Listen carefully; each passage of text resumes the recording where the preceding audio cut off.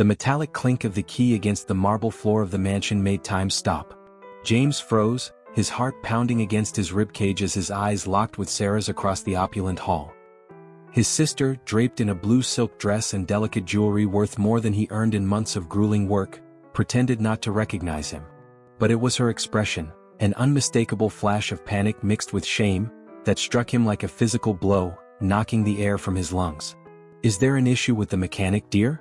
The aristocratic voice of the hostess sliced through the tense air like a crystal blade. Sarah adjusted her pearl necklace with trembling fingers, a tell James knew all too well. It was the same gesture she used as a child whenever she was about to lie. "No, none at all," she replied, her voice artificially refined, carrying an accent that had never existed in their childhood. "Just a confused employee." Her words, sharp and cold, shredded years of sibling bonds in an instant. The day had started like so many others in James Thompson's life. Long before the sun painted the horizon with its first light, he was already awake, his body conditioned by years of unrelenting discipline. The familiar creak of his old bed marked another restless night, his back aching from countless hours bent over engines. In the small apartment above the workshop, he followed his morning routine with the precision of a sacred ritual. Black coffee without sugar, stale bread, and a moment of silence before the faded photograph of his parents on the kitchen wall. 8 years had passed since that fateful night in the hospital when he held his parents' hands for the last time. In their final moments of clarity, they made James promise to take care of Sarah as if she were his own daughter. At the time, just 22 years old with dreams of college still fresh in his mind, he hadn't hesitated to make that vow. His love for his younger sister had always been greater than any personal ambition. The auto repair shop, a legacy from his father, had become more than just a workplace. It was a temple where James made daily sacrifices at the altar of fraternal love. Every engine fixed, every electrical system repaired, every overtime shift worked had a singular purpose: keeping Sarah enrolled in the prestigious medical school she attended. Her dream cost more than money, it cost sleepless nights, unlived relationships, and an entire youth dedicated to relentless labor. Mike, his sole employee and closest friend, was the silent witness to this unwavering dedication. That morning he entered the shop carrying more than just a service order. He brought the catalyst that would change everything. "Boss, we've got a special job," he announced, his hands trembling slightly as he held out the paperwork. "It's from the Riverside mansion. They want you personally to deliver the Porsche after the repairs." James wiped his hands on an oil-stained rag, his eyes scanning the document with care. The payment amount made his heart leap. It was precisely what he needed to cover Sarah's next semester. His fingers unconsciously brushed against the crumpled letter in his pocket, the latest correspondence from the university warning about the tuition deadline. As he worked on the imported car, his hands moving with the precision honed over years of practice, James allowed himself to wade into the sea of memories he usually kept dammed up. Sarah at 16, her eyes shining with joyful tears as she opened her university acceptance letter. He, swallowing his own tears, promising he would find a way to make her dream come true. The nights she fell asleep studying at the small kitchen table, and he carried her to bed, his heart swelling with pride and determination. The photo album on his phone silently narrated Sarah's transformation. The girl with the genuine smile and simple clothes had gradually been replaced by a sophisticated young woman, her wardrobe growing more luxurious, her poses increasingly deliberate. Text messages, once brimming with affection and gratitude, had grown brief and practical, often limited to financial requests. "I need more money for books," read one message. "Tuition went up," said another. Each request came with increasingly vague justifications, but James never questioned them. To him, every cent invested was a promise fulfilled, a brick in the foundation of the bright future he envisioned for his sister. The transformation extended beyond appearances. Sarah's voice on the phone carried a new tone, as if each word was carefully chosen to conceal their humble origins. Her visits home grew rarer and shorter, always accompanied by elaborate excuses about unavoidable commitments. "James?" Mike's voice pulled him back to the present. "It's almost 5. If you're delivering the car today?" Nodding, James wiped the sweat from his brow with the sleeve of his shirt. The Porsche gleamed under the shop lights, its silver paint reflecting like a mirror. James swapped his grease-stained overalls for a clean shirt he saved for special occasions, a modest attempt to look more presentable. In the small bathroom mirror, he studied the indelible marks of his trade, permanently stained hands, nails that never truly came clean, and calluses that told the story of his daily grind. The journey to Riverside Mansion was a passage through contrasting realities. The familiar streets of his working-class neighborhood, lined with auto shops and corner markets, gradually gave way to tree-lined avenues and grand homes. His old pickup, a loyal companion through countless years, seemed out of place among the luxury cars populating those roads. As he drove, James allowed himself to dream of the moment Sarah would graduate.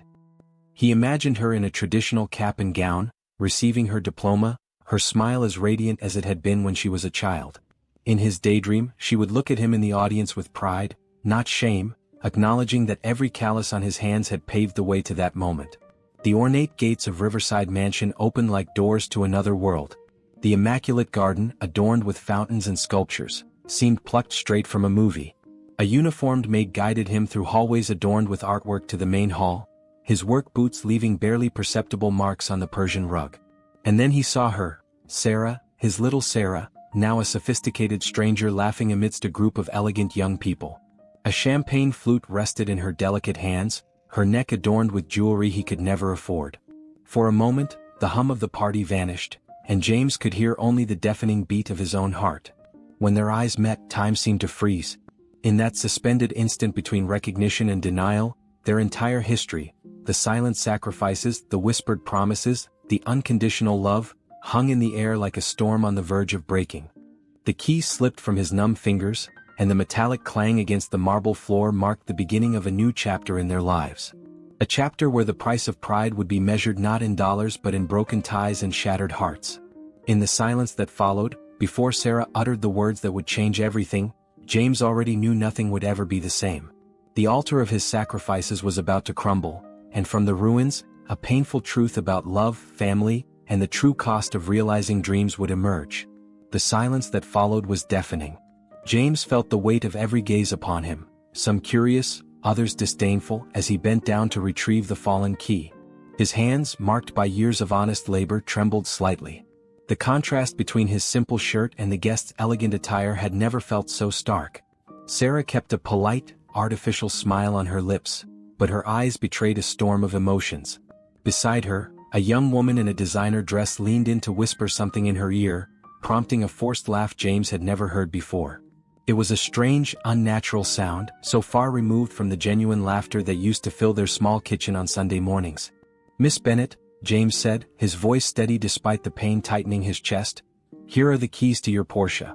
The issue with the electrical system has been resolved, and I also gave the brakes a full inspection as requested." The hostess, an elegant woman in her 50s, nodded with a polite smile. "Ah, so you're the mechanic everyone recommends? Sarah darling, you didn't mention you knew such a competent professional." Sarah's face paled for an instant, but she quickly regained her composure. "Actually, I don't know him. Must be a coincidence of names." Her words rang out like shattering crystal on the marble floor. James felt something inside him break. It wasn't just her denial of their relationship, it was the denial of everything they'd been through together. Every breakfast shared, every night he held her hand through a storm, every moment of joy and sorrow that had bound them since their parents' death, all erased by those simple words. "Of course," he replied, his voice carrying a calm he didn't feel. "A coincidence?" His eyes met Sarah's one last time, and in them he saw not only shame but also a silent plea to maintain the facade. As he walked toward the exit, his work boots leaving faint marks on the Persian rug, James replayed in his mind the day Sarah received her university acceptance letter. She had run through the house, shouting with joy, her arms wrapping tightly around her brother's neck in an exuberant hug. "We did it, James. We did it," she had exclaimed, tears of happiness streaming down her face. That night, sitting together on their small porch, sharing a cheap pizza and grand dreams, Sarah had promised she would never forget the sacrifices he made for her. "When I graduate, I'll take care of you," she had said, her eyes shining with determination. "I'll be the best doctor in the world and you'll never have to work so hard again." The sound of elegant laughter pulled him back to the present. Standing by his old pickup truck, James gazed at the brightly lit mansion, feeling the weight of every decision that had brought him to this moment. The night sky was clear, speckled with stars that seemed to mock his naivety. Mike was waiting in the shop when James returned, his face etched with concern. "Boss? Is everything okay?" James didn't respond immediately. He walked over to his small workbench and picked up the photograph he kept there, him and Sarah on the day of her high school graduation.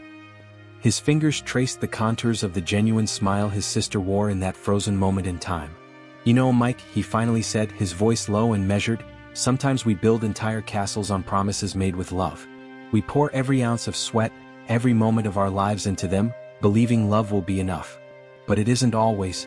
That night, alone in his apartment above the shop, James confronted the truth he'd been avoiding for so long. The changes in Sarah hadn't happened overnight. They'd been small signs. Phone calls growing shorter, visits always postponed with an excuse, social media photos of her in luxurious settings, always tagging exclusive locations. Sitting at his kitchen table, he opened his ledger. Years of meticulous records laid bare just how much he had invested in Sarah's education. It wasn't just money, it was time, energy, and postponed dreams. Every figure represented a choice, a sacrifice made with unconditional love. His phone buzzed with a message. It was from Sarah. "Please don't tell anyone about today. I have a reputation to protect here. I need to focus on my studies and making the right connections for my future." James reread the message several times, each word piercing his heart like a tiny needle. The absence of an apology, of any acknowledgement of how deeply she'd hurt him, spoke louder than 1,000 words. With heavy hands, he opened the drawer where he kept all the documents related to Sarah's university. Bank statements, tuition receipts, transfer confirmations. The story of his sacrifices, documented on paper. Beside them was a stack of nearly maxed-out credit cards, used to cover the extra expenses she had always sworn were essential. A knock on the door interrupted his thoughts. It was Mike again, carrying 2 bottles of beer. Without a word, he sat at the table with James. "You know what hurts the most?" James broke the silence after taking a long sip.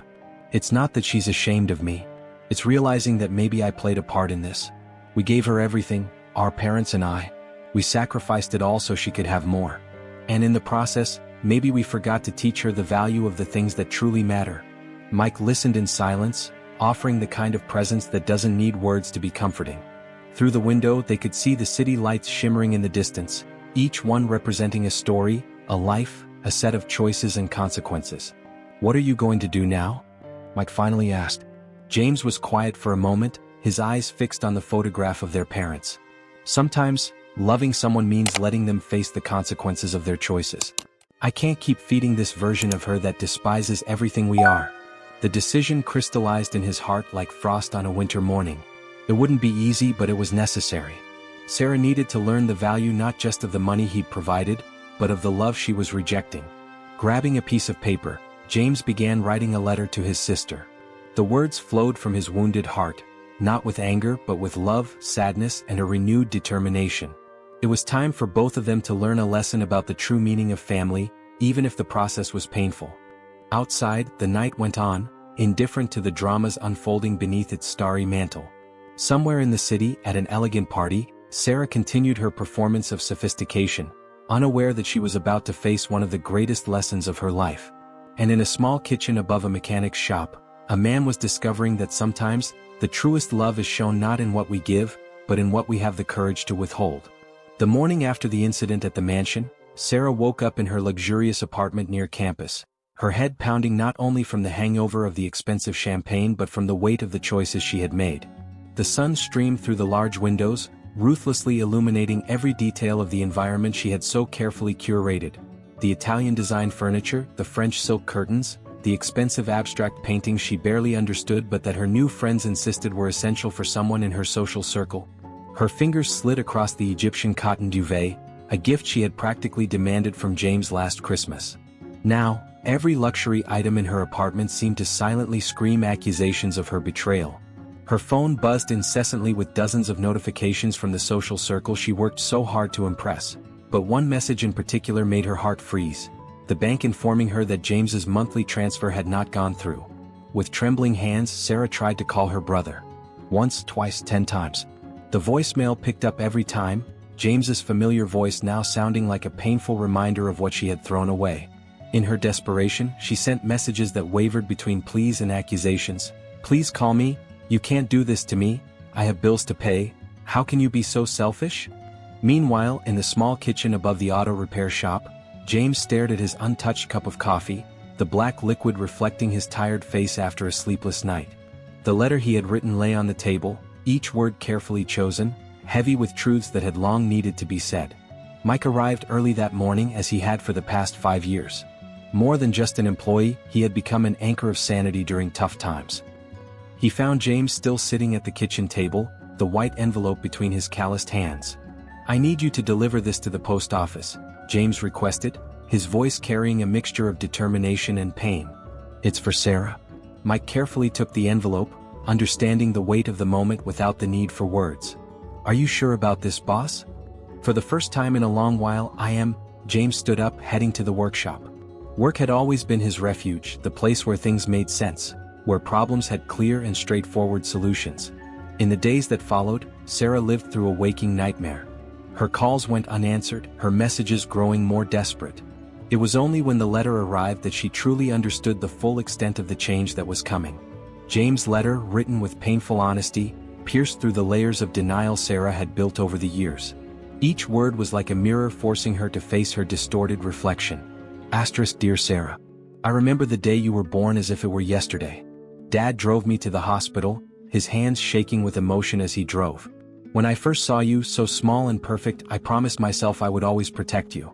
Years later, when our parents left so suddenly, I made that promise again over their graves, carrying the weight of that responsibility with love and determination. But now I realize that maybe I protected you too much, from the hard work that shapes character, from the hardships that teach us compassion, from the reality that shows us who we truly are.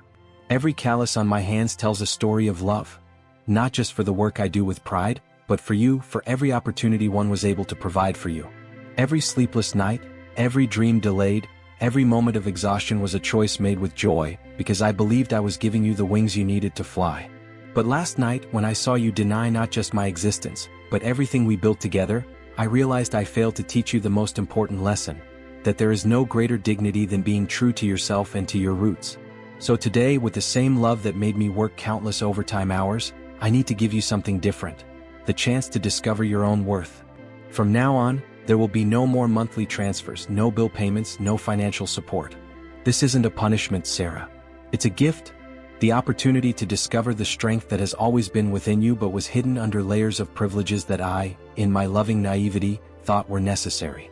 I'll be here when you're ready to remember who you really are, when you can look at our roots not with shame, but with the same pride I feel every time I fix a car and see the gratitude in my customers' eyes.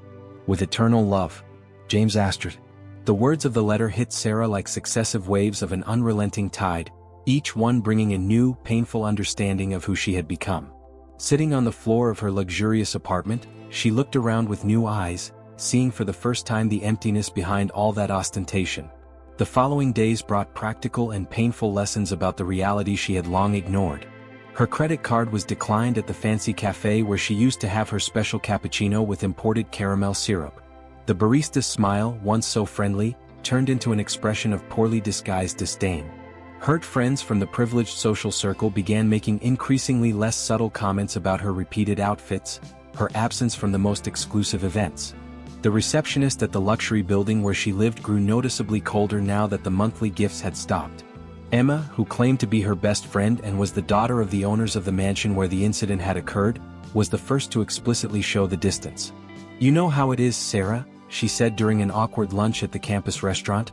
"I have to keep up certain appearances. I can't afford to, well, you get it. Maybe it's better if we keep some distance for now." Each word, each look of pity or contempt, was a mirror forcing Sarah to see what she had become. The nights turned into a painful exercise in introspection, as she calculated and recalculated her expenses, facing for the first time the true cost of her artificial life. At her study desk, now stripped of the luxury items she had been forced to sell, Sarah found an old photo album at the bottom of a drawer. The pictures told a different story from the one she had built for herself. Simple moments with James in the workshop, genuine laughter during modest dinners, true joys that didn't depend on famous brands or social approval. One particular photograph caught her attention. She and James on the day he fixed his first car by himself in the workshop. The pride in his eyes was genuine and contagious, just as the admiration in hers was. When had she started seeing that pride as something shameful? At what point had she allowed the opinions of strangers to matter more than the unconditional love of her brother? The university library became Sarah's sanctuary in the weeks that followed her fallout with James. Among the old shelves and the comforting smell of yellowed pages, she found more than just a part-time job. She discovered a space for healing and self-discovery. Her hands, once protected from any physical labor, were now developing calluses from the daily work of organizing and transporting heavy books. Each new mark on her skin told a story of learning, reminding her of James' hard-working hands. The library's salary barely covered her basic needs, forcing Sarah to move out of the luxurious apartment into a small room in the student dormitory. The move was an exercise in humility. Every item she had to sell or donate carried memories of her former life, a life built on the sweat and sacrifice of her brother, which she had so easily dismissed. On a quiet afternoon, while organizing the mechanical engineering section, Sarah came across a technical manual that made her heart stop. The cover showed an engine identical to the first one James had fixed on his own years ago. Sitting on the cold floor between the shelves, she flipped through the worn pages with trembling fingers, letting the memories flow freely. She was transported back to a specific afternoon, when she was only 12 years old. James had called her to the workshop, proud to show how he had figured out the source of a mysterious noise in a car that no one else could identify. "See, Sarah?" he said, his eyes sparkling with genuine excitement. "Sometimes the simplest solution is right in front of us. We just need to have patience to listen to what the engine is trying to tell us." At the time, she had smiled, charmed by her brother's passion for his work. Now that memory carried a much deeper meaning. James wasn't just talking about cars, he was teaching a lesson about life, about listening, about valuing the simple and true things that really mattered. Diana, the head librarian, became a constant presence in her new life. A woman in her 60s with kind eyes and wisdom born from decades of watching lives transform among books. She was the first to notice the change in Sarah, not just in her outward appearance, now without the expensive clothes and brand-name accessories, but in something more fundamental. "You seem lighter," Diana commented one morning as they organized the classic literature section. "Like you've left a huge weight behind." Sarah paused her work, holding a pile of books against her chest as if they were a shield. "I think I have. My pride. My arrogance. All those things I thought I needed to be someone." Diana smiled, a smile that painfully reminded her of their mother. "Sometimes we need to lose everything to find out who we really are. Every book here tells a story of transformation. Now you're writing your own." In the mechanic's workshop, James lived his own journey of discovery and pain. Each morning brought the almost irresistible temptation to call Sarah, to check if she was okay, if she was eating right, if she needed anything. Mike watched silently, offering strong coffee and the solidity of a friendship that didn't need words to be understood. "I got an interesting call today," Mike commented as they adjusted a particularly tricky part in an engine. "From the university. Looks like your sister's working at the library." James kept working, but his hands trembled slightly, betraying his apparent indifference. "She's always loved books," he murmured, his voice heavy with unsaid memories. "Since she was little." The news of Sarah's new job quickly spread through her old social circle. Emma, who once claimed to be her best friend, made sure to stop by the library with her new companions, their fake laughter cutting through the sacred silence of the place as they made nasty comments about people who lose their place in society. Sarah overheard them, feeling the poison in every whispered word, but for the first time she didn't feel ashamed.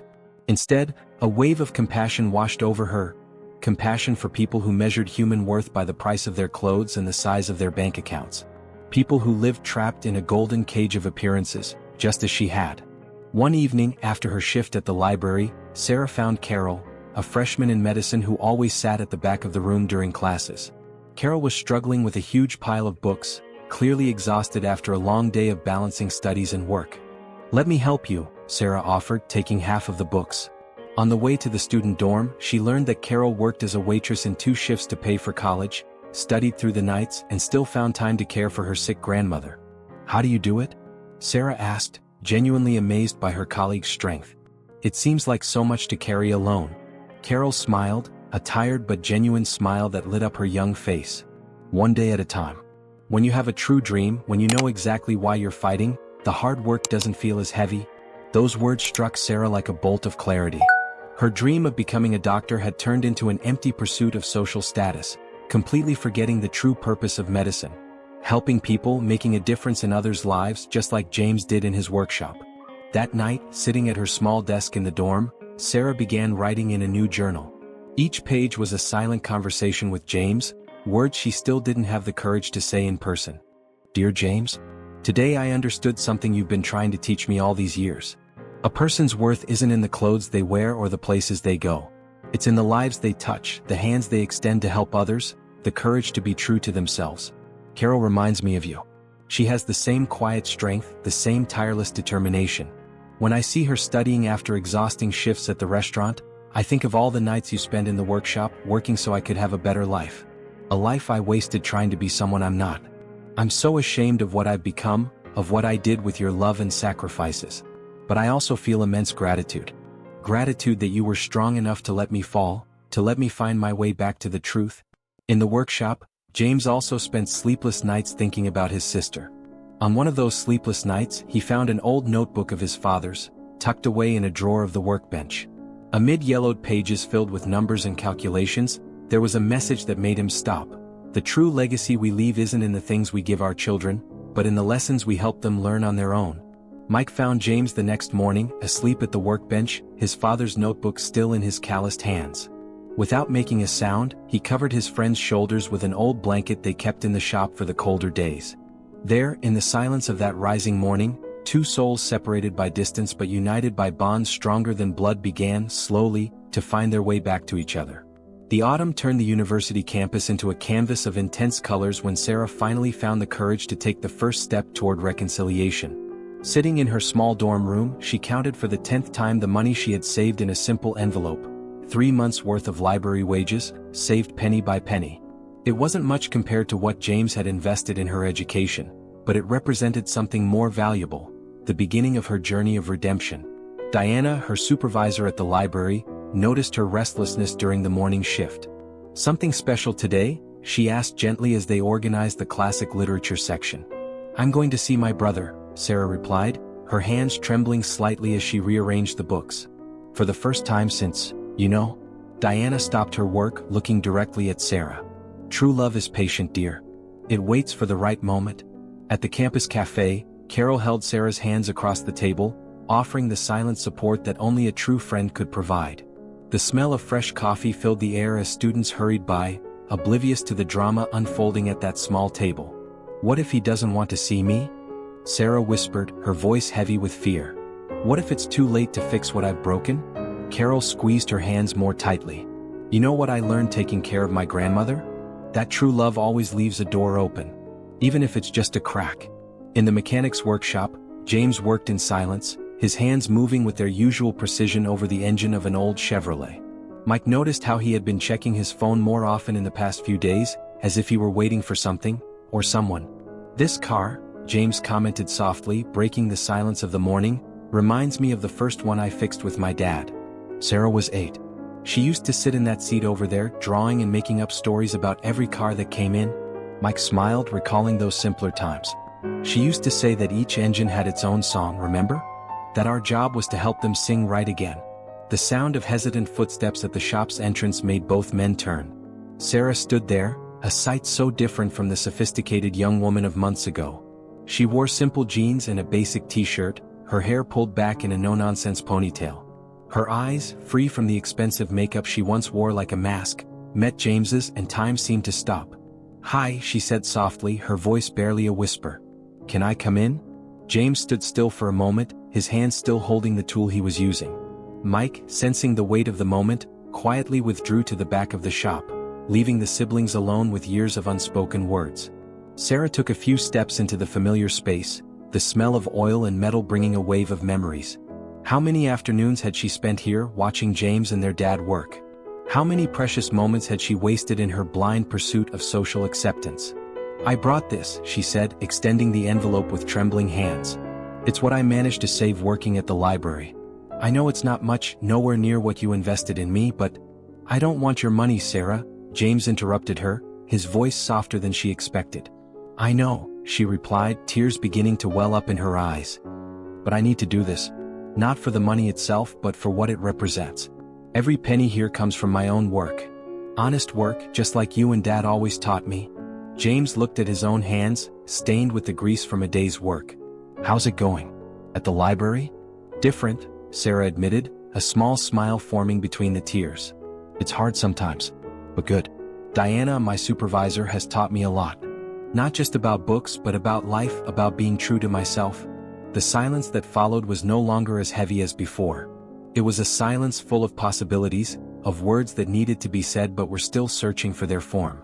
"I met a friend," Sarah continued, her voice gaining strength. "Carol. She reminds me of you in so many ways. She works as a waitress to pay for college, takes care of her sick grandmother, and still carries an inner strength I never understood before. She showed me that there's beauty in the daily struggle, dignity and honest work." James grabbed a clean cloth and began to wipe his hands, a familiar gesture that always helped him organize his thoughts. "Dad used to say the best lessons in life don't come from books, but from the people we meet along the way." "James," Sarah took another step toward him, "I'm sorry. Not just for what happened at the mansion but for everything. For turning into someone I didn't even recognize anymore. For wasting your sacrifices on things that had no real value." "And who are you now?" James's question was soft, but full of meaning. "I'm figuring it out," she answered honestly. "But I know I want to be someone you can be proud to call sister again. Someone who understands that the worth of people isn't in what they own, but in who they are." James slowly moved to an old drawer in the workshop and pulled out something Sarah immediately recognized, the family album their mother had kept with such care. "Look at this," he said, opening it to a specific page. The photo showed the whole family in front of the newly opened workshop. Their father, proud in his work overalls. Their mother with that smile that lit up any room. James, already showing the first smudges of grease on his hands, and Sarah, tiny, holding a wrench almost bigger than she was. "Remember this day?" James asked softly. Sarah touched the photograph with trembling fingers. Mom had made that chocolate cake she was the only one who knew how to make. Dad couldn't stop smiling, saying he finally had his own business. "They taught us what really matters," James said, his voice heavy with emotion. "Family. Love. Honest work. At some point we all lost sight of that. Maybe we needed to get lost to find each other again." Tears now flowed freely down Sarah's face. In an impulsive movement, she hugged her brother, not caring about the grease that would stain her clothes. The hug was awkward, years of emotional distance making the gesture almost strange, but there was a silent promise of a new beginning in it. Later that night, when Sarah returned to her dorm room, she found something on her desk, a basic automotive mechanics manual with a simple note from James, for when you want to learn more about the family business. The smile that lit up her face at that moment was genuine, free from the social mask she had once worn. It was the smile of someone who had finally found her way back home. In the weeks following their reunion in the workshop, Sarah learned that rebuilding broken bonds required more than words of regret. Each morning brought a new opportunity to prove, not just to James, but mainly to herself, that her transformation was real and permanent. The path back home was paved with small gestures, meaningful silences, and truths that were not always easy to face. The mechanics manual James had given her became her constant companion during her shifts at the library. Diana, with her calm wisdom, watched as Sarah hid herself among the quietest shelves, absorbing pages that just months ago would have seemed beneath her attention. "It's fascinating," Sarah confided in Diana on a particularly quiet morning, her fingers tracing the complex diagrams of engines. "Each piece has its unique role, but it's the teamwork that makes everything work. Like a family, right? Each member contributing in their own way to keep things moving." Diana removed her reading glasses, wiping them carefully as she considered her next words. "You know, Sarah, sometimes we need to completely dismantle something to understand its true value. It's when we see each part separately that we truly understand the beauty of the whole." In her small room in the student dorm, far from the luxury she had once considered essential, Sarah began to dismantle her past actions. Each moment of arrogance, each cruel word, each gesture of disdain, all were examined under a new light of understanding and regret. Carol, who had become her closest friend, witnessed this transformation daily. During their late-night study sessions, their conversations no longer revolved around lost social status, but about purpose and true meaning. "It's amazing how things have changed," Sarah reflected one night, her hands, now marked by manual labor, holding a simple cup of coffee. "Before, I wanted to be a doctor for all the wrong reasons. Now, seeing how James impacts people's lives through his work, I understand that medicine is about making a real difference in people's lives." On Saturdays, Sarah began to regularly visit the workshop. At first, she only watched from the same wooden bench where she used to draw as a child. James worked in silence, but his eyes occasionally sought out his sister, noticing how she followed every movement of his with genuine curiosity. It was during one of those Saturdays that a discovery changed everything. In an old cabinet, Sarah found a worn-out box containing dozens of thank you cards accumulated over the years. Touching messages from clients whose cars James had repaired for free or at a discount when they were going through tough times. "Why didn't you ever tell me about this?" she asked her brother, her voice trembling with contained emotion. James continued working on the engine in front of him, but his hands stopped for a moment. "Dad always said that doing good doesn't need an audience. What matters is making a difference, not receiving recognition for it." Sarah spent hours sitting on the workshop floor, reading each card with tears in her eyes. Stories of single mothers who needed their cars to work, elderly people living on minimal pensions, students struggling to stay in college. James had helped all of them quietly, building a legacy of kindness that she had never noticed. The real test of her transformation came on a rainy Sunday afternoon. Sarah was alone in the workshop, studying for an exam, when a young mother came in, desperate, holding a crying baby in her arms. "Please," the woman pleaded, rainwater mixing with tears on her face, "my car broke down in the middle of the street. I need to take my daughter to the doctor urgently, she has a very high fever." James had gone to another city to pick up parts. Sarah felt the weight of responsibility on her shoulders. All her recent studies, every morning watching her brother work, every page of the manual memorized, it had all prepared her for this moment. With hands that trembled but didn't hesitate, Sarah examined the car. The problem was a loose connection in the battery, something seemingly simple that she had learned to identify the previous week. When the engine roared back to life with a healthy hum, the tight hug from the young mother and her whispered thank you meant more than all the empty praise she had ever received at her old fancy parties. Mike, who arrived shortly afterward, found Sarah still emotionally moved by the experience. "Your dad would be proud," he said softly. "He always said that fixing cars is fixing lives, one piece at a time." That night, in her simple room, Sarah wrote in her journal, "Today, I fully understood the legacy that James and Dad tried to teach me. It's not about cars, it's about people. Each repair is a family that can continue their journey, a worker who doesn't lose their job, a child who gets the care they need. The true privilege isn't in being able to buy expensive things, but in having the ability to make a real difference in the lives of others. While I wasted time seeking validation in empty circles, James was building a legacy of compassion, one repair at a time." When James returned and heard about what had happened, his pride was visible in every line of his face. Without a word, he embraced his sister, his calloused hands conveying all the love words could never express. Sarah's transformation did not go unnoticed by her former acquaintances. Emma and her group occasionally passed by the library, making snide remarks about her social downfall. But now those words no longer hurt her. Each mark on her hands, each smudge of grease on her clothes, was a medal of honor, a symbol of her reconnection with her true values. Carol, noticing the change in her friend, commented during one of their study sessions, "You seem lighter, more authentic. As if you finally found your place in the world." Sarah smiled, looking at her hands, which now told stories of honest work and true purpose. "You know what's the most ironic part? I spent years trying to escape my roots, my brother's work, thinking I needed to be someone else to have value. But it was precisely by returning to those roots that I found my true value."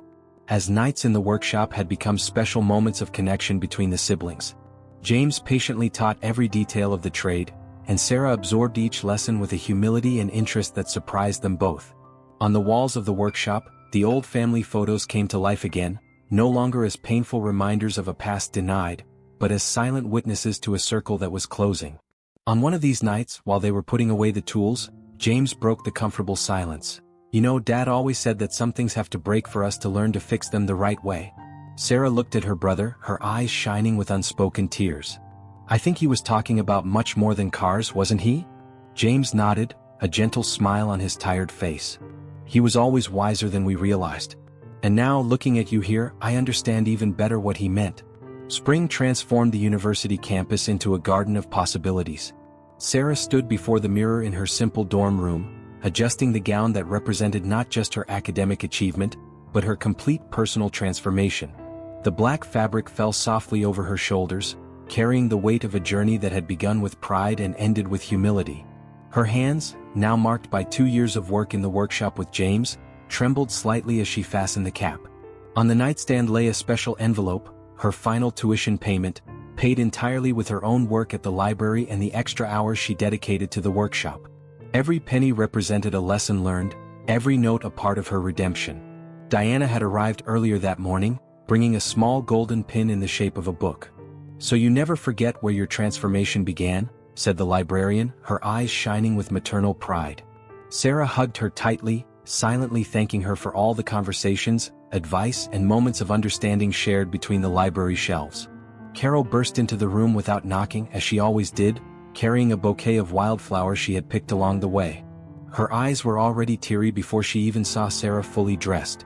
"Look at you," she whispered, her voice choked with emotion. "Who would have thought that lost girl would become this amazing woman? Who would have thought a stubborn waitress would become my best friend?" Sarah replied, pulling Carol into a tight hug. The two laughed and cried together, reminiscing about all the study nights, shared shifts, moments of doubt, and small victories that had brought them to this point. "Do you remember our first meeting?" Carol asked, helping Sarah adjust her hair. "You seem so different." "You mean arrogant and lost?" Sarah finished with a sad smile. "Sometimes I wonder how you had the patience for me." "I saw something in your eyes," Carol simply replied. "A desire to change, to find your true path. You just needed someone to show you that it was okay to be yourself." In the workshop, James was struggling with his own transformation. Mike watched with amusement as he tried for the third time to tie a decent knot in his tie. It was the first time in years that James had worn a suit, carefully stored at the back of the closet since their parents' funeral. "Let me help," Mike offered, stepping forward with the experience of someone who had done this hundreds of times. "Your dad would be proud, you know? Not just of her but of you too." James paused for a moment, looking at the photograph of their parents on the wall. Time had faded the image a little, but his mother's smile and his father's determined gaze remained as vivid as his memories. "Sometimes I wonder if I did the right thing," James confessed, his voice soft. "That day, cutting off her financial support?" "You did more than that," Mike replied, adjusting the tie knot carefully. "You gave her the chance to find herself, to discover her own strength." The graduation ceremony was filled with proud families and fulfilled dreams. Sarah searched through the crowd until she found James, sitting quietly in the back rows. Her brother had traded his usual work jumpsuit for a simple yet elegant suit, his hands still showing the marks of honest labor that had made this moment possible. When her name was called, Sarah walked to the stage with a dignity that was different from what she had once mistaken for arrogance. Each step was firm, carrying not only her own pride but the weight of a journey of self-discovery and redemption. As she received her diploma, her eyes met James's in the audience. A vivid memory struck her, herself at 16, crying tears of joy as she received her college acceptance letter, James promising that he would find a way to make her dream come true. The dream had come true, but in a way neither of them could have predicted. After the ceremony, she found James near his pickup, the same car that had once embarrassed her and that now represented so much in her life. Without a word, she handed him a carefully prepared envelope. "What's this?" he asked, opening it gently. "My first prescription as a doctor," Sarah replied, her voice thick with emotion. "It's a prescription for the workshop, new equipment, updated tools. It'll be paid with my first paycheck as a resident." James looked at the paper, then back at his sister, his eyes glistening with unshed tears. "Sarah? It's not charity," she softly interrupted. "It's an investment. In our future." "Ours?" James whispered, his voice barely audible. "Yes," Sarah smiled, taking his calloused hands in hers. "I'll still help out in the shop on weekends. I've realized that there are different ways to heal people, James. Some need medicine, others need someone to fix their car so they can get to work or take their kids to the doctor." Mike and Carol watched the scene from a distance, both with tearful smiles. "It's incredible how life comes full circle," Carol remarked. "Sometimes we have to lose ourselves completely to truly find ourselves." "Their father always used to say," Mike replied, "that the best mechanic isn't the one who never makes mistakes, but the one who knows how to fix his errors." That night, after a small celebration in the workshop, transformed with simple lights and a table of treats prepared by Carol, Sarah found a moment of stillness on her old wooden bench. The familiar smell of oil and metal now brought an inexplicable comfort, a sense of belonging that no luxurious setting had ever provided. James joined her, bringing 2 cups of the same simple coffee they had shared so many times. "Remember when you used to sit here drawing while Dad and I worked?" Sarah nodded, accepting the cup with a nostalgic smile. "I made up stories for every car. I said they were patients needing a cure. And now you're a real doctor," James said, pride evident in his voice. "Thanks to you," Sarah replied, her eyes meeting her brother's. "Not just for the financial support in the beginning, but mostly for being strong enough to let me fall when I needed to learn how to get back up on my own." The sun was slowly setting, painting the sky in soft shades of orange and pink. Through the workshop window, the photo of their parents seemed to smile at the children who had each in their own way honored their legacy of honest work and unconditional love. To the future, Sarah raised her cup in a toast. To family, James replied, clinking his cup against hers. And there, in the simplicity of that moment, both understood that sometimes the greatest victories don't come from grand achievements, but from rediscovering and valuing what has always been present. The unconditional love of family, the dignity of honest work, and the courage to be true to oneself. Dear friends, every story holds the power to touch hearts and transform lives. If this narrative of love, redemption, and personal discovery has touched your heart, share your own stories of transformation in the comments. How have you experienced moments of family reconnection? What journeys of self-discovery have shaped your life? Join our community on the Life Stories channel, where we share stories that celebrate the beauty of human connections and the transformative power of true love. Your like and subscription help us continue discovering and sharing these extraordinary journeys that remind us of what truly matters in life. Remember, sometimes we need to lose ourselves to find ourselves, and the greatest lessons come from the most unexpected moments. Until our next story of transformation and discovery.